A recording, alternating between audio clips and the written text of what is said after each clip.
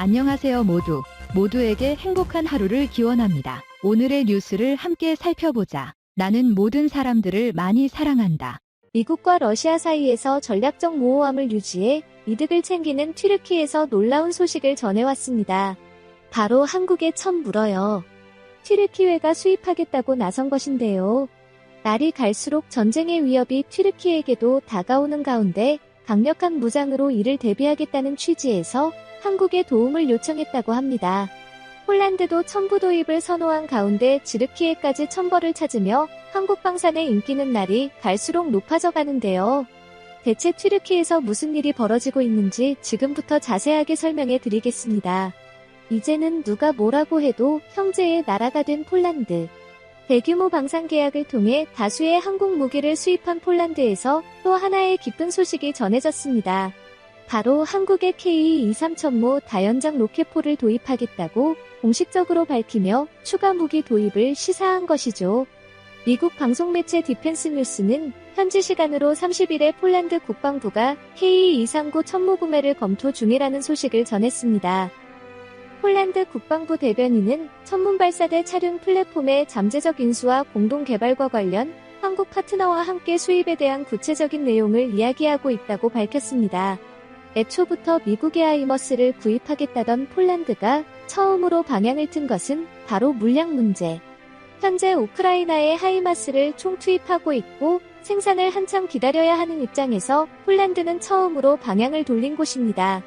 속도가 더 중요해진 현대전에서 몇 년을 기다려도 받을 수 있을지 요원한 하이마스에 비해 천모는 빠른 생산과 다수의 무기를 쉽게 구입할 수 있어 폴란드 입장에서는 더할 나위 없는 무기죠. 이미 초모는 해외 군사 전문가들과 각 군부대에서 하이마스와 대등한 기동력을 갖춘 것은 물론 방어력은 더 우수하고 화력은 2배 이상이라는 평가를 들었습니다. 16인 외의 초단 발사가 가능한 빠른 타격은 상대가 미처 대비하기도 전에 상대 병력을 초토화할 수 있어 전장에서 게임 체인저라 불리는 하이막스를 압도할 수 있는 수백 천불에 선택한 폴란드의 결정에 많은 이들이 주목했죠. 그리고 폴란드만이 아니라 또 다른 국가에서 한국의 천모에 대해 관심을 보였습니다. 바로 튀르키예가 그 주인공인데요. 사실 러시아와 전쟁을 직접 수행하는 우크라이나와 러시아와 지속적인 갈등을 겪고 있는 폴란드를 비롯한 동유럽 국가들이 무기를 구입하는 것은 이해할 수 있으나 튀르키예가 천모에 관심을 보이는 것은 사뭇 이해하기 어려운데요. 이를 알기 위해선 튀르키예가 국제무대에서 차지하는 위치를 알아야 합니다. 튀르키예는 현재 우크라이나 러시아 전쟁에서 협상 테이블을 제공하는 국가로 서방과 러시아양 진영의 중간지대에 위치해 있습니다. 에르도안 튀르키예 대통령은 자국의 이익을 극대화하기 위해 러시아와 미국 사이에서 균형 외교를 펼치며 무기 판매와 경제적인 이득을 얻고 있습니다. 우크라이나와 러시아와 지리적으로 인접한 곳에 있다는 것 역시 중립외교를 하기 좋은 곳입니다. 튀르키예에서는 이 전략을 모호성 전략으로 간주하며 이득을 보고 있었는데요. 그러나 전쟁의 양상이 장기화되면서 총력전의 양상을 보이자 러시아, 미국 양쪽은 세계 각국을 상대로 편을 고르라는 강요를 하게 됩니다. 중립이 아니라 어느 한쪽 편을 들라는 압박이 거세졌죠. 러시아 입장에서는 튀르키예의 이중적인 태도에 대해 내심 불쾌했습니다. 서방 진영에 속해 있어 북대서양 조약기구 회원국이지만 동시에 자국의 무기를 수입하는 행동을 보인 튀르키예에 대해 러시아가 곱게 보기는 힘든 상황. 심지어 크림반도를 중심으로 우크라이나가 진군을 명하고 러시아 역시 이 크림반도를 지키기 위해 병력을 보내면서 흑해를 공유하고 있는 튀르키예의 의중이 중요해진 상황입니다. 만일 튀르키예가 누구의 편을 들기라도 하면 팽팽한 전쟁의 기울기가 단숨에 한쪽으로 기울어지는 것은 자명한 일. 러시아 입장에서는 튀르키예가 미국의 편을 드는 것을 굉장히 부담스러워했죠. 그래서 튀르키예를 향해 지속적인 압박을 가하며 러시아의 손을 잡을 것을 주문 그렇게에는 이러한 러시아 행동에 불만을 품으며 러시아를 제압하기 위한 무기 수입을 고민하게 됩니다.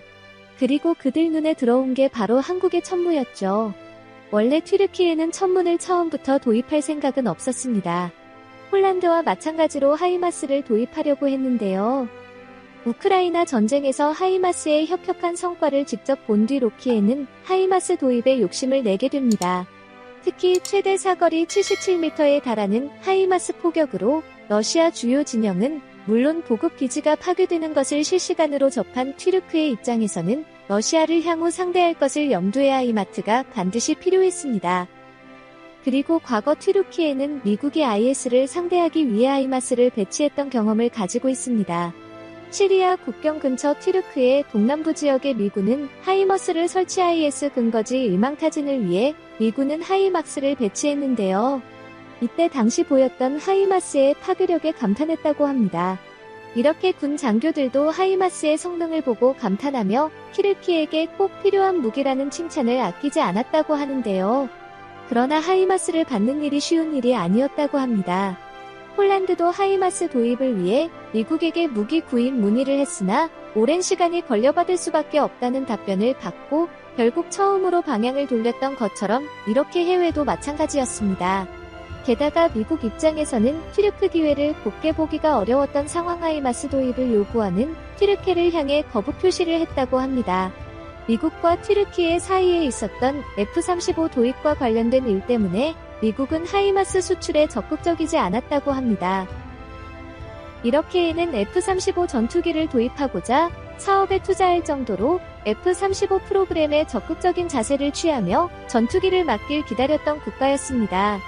그러나 러시아의 S-400 지대공 미사일을 튀르키예가 수입하기로 결정하면서 사이가 좋았던 미국과의 관계가 틀어졌는데요. 자칫 잘못하면 F-35 전투기의 비밀이 찌를 기회를 통해 러시아로 빠져나갈 수 있다고 판단한 미국은 F-35 프로그램에서 PK를 강제적으로 퇴출시키며 험악한 사이가 되었습니다. 이렇게 얘는 당연히 이를 받아들일 수 없다며 강력하게 미국에게 항의했죠. 결국 오랜 시간이 흘러 오해를 풀고 관계 회복이 되었으나 이때 겪은 트라우마로 인해 이렇게 하이마스를 제공하지 않으려고 미국은 안간힘을 썼죠. 그래서 튀르크가 본격적으로 천모에 관심을 보이며 도입에 나선 곳입니다. 이 소식이 처음으로 알려지게 된 것은 튀르키예 데일리 사바라는 일간지에서 한국 방산업체 관계자와 인터뷰 내용을 실으며 전모와 관련 튀르키예 정부와 협의하고 있다는 소식이 보도되면서 퍼지기 시작했습니다.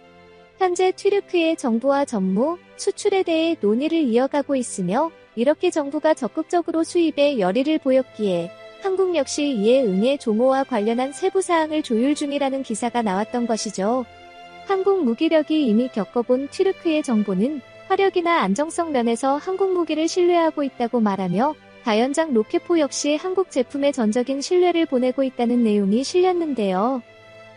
실제로 주력기에는 한국 정부와 케이트 전차 사업을 추진했던 적이 있습니다. 2008년 현대로템으로부터 케이트 흑표 생산 기술을 전수받은 주력기에 대해 독자적인 전차인 알타이 전차를 생산한 적도 있는데요. 최종적으로 한국산 파워팩을 도입한 전차를 양산하는데 성공하면서 한국 광선업자와 지속적인 교류를 한 적이 있습니다. 가까이서 케이트 전차의 위력을 체험해봤고 여러 무기를 시험해봤기에 이번 천마모에 있어서도 튀르크의 정부는 무한한 신뢰를 보냈다고 합니다.